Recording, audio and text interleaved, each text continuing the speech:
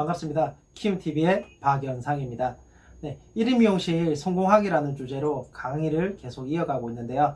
오늘 5강은 어떤 내용이냐면 1인 미용실 오픈 시 주의사항에 대해서 몇 가지를 이야기해 드릴 거예요. 1인 미용실 오픈 시 주의사항은 1강으로 가셔가지고 1인 미용실 성공 입지를 한번 보시고 오는 것도 굉장히 도움이 될 것이라고 그렇게 생각이 됩니다. 어느 정도 연계되는 내용들이 있거든요. 1인 미용실 오픈 시 주의할 사항 중에 첫 번째는 뭐냐면은 보증금이나 임대료가 싸다고 해서 바로 입점을 하지 말라는 거예요. 주변 시세보다 싸다고 혹하는 마음에 계약하는 경우가 종종 발생을 하죠. 근데 우리가 생각해 보면 어때요? 주변보다 싸네? 그러면은 저기 뭔가가 문제가 있겠지라고 분명히 생각을 하게 됩니다. 근데 내가 막상 계약을 해야 되고 보증금이 싸다 그러면은 그 부분에 대해서 잠깐 잊히고 그냥 들어가는 경우가 발생을 하게 됩니다. 주변 시세보다 임대료나 보증금이 싸다는 것은 들어오는 입구가 뭔가 문제가 있다든가 아니면 찾기가 힘들다든가 또는 내지 건물 내부에 무언가 문제가 있다든가 그런 경우가 굉장히 많이 있습니다.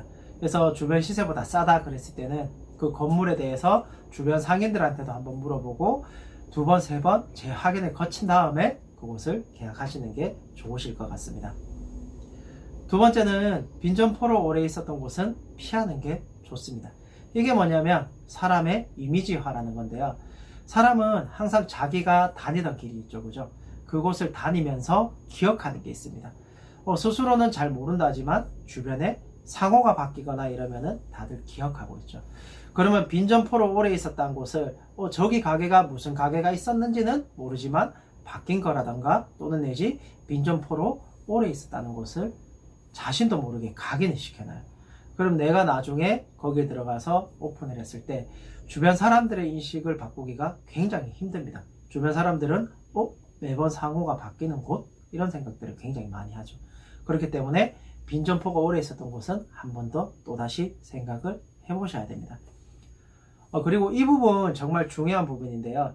전문 업종이 있는 곳은 피하셔야 합니다. 전문 업종은 우리가 목적을 가지고 가는 거죠. 예를 들어서 카센터라든가 아니면은 학원가라든가 이런 곳들 전문 업종이 있는 곳은 우리가 목적을 가지고 가게 됩니다. 그럼 그 목적을 위해서 뭔가 번화가가 되었어요. 그죠? 그러면은 이 사람들이 목적이 끝나고 나서 다른 것들을 할까요? 안 할 가능성이 굉장히 많습니다. 전문적인 곳이 있는 곳에는 가상권이 이루어진 곳이 많아요. 정말 상권이 발달한 게 아니라 그곳에 의해서 상권이 발달한 것처럼 보일 수가 있어요. 그래서 전문 카센터라든가 병원, 학원가 이런 것들 자체는 정말 곰곰이 한번 생각해보고 그 상권이 그 목적의식을 가지고 있는 그런 상권인지 아니면 정말 발달된 상권인지 대해서 한 번 더 생각해 보시기 바랍니다. 마지막으로 이 부분도 굉장히 중요한 부분입니다. 뭐냐면 임대료 부분이겠죠. 제가 권장드리는 거는 임대료는 최대 150을 넘기지 마라.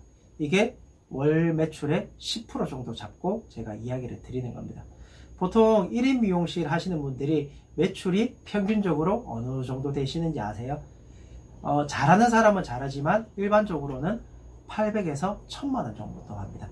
그거보다 조금 잘하시는 분들은 약 1200에서 1500 정도 하시고요. 정말 잘하시는 분들은 1500에서 1700 정도 하게 됩니다. 만약에 800만원 정도 하시는 분이 150만원의 임대료에 계약을 하고 들어갔다. 그러면은 어떻게 될까요? 내가 벌어오는 수익보다 내가 임대료로 나가는 금액이 훨씬 더 많을 거예요. 그러면 세금이라든가 기타 등등 재료비라든가 이런 것들을 제하게 되면은 내가 봉급밖에 못 벌어오는 경우가 발생을 하게 됩니다.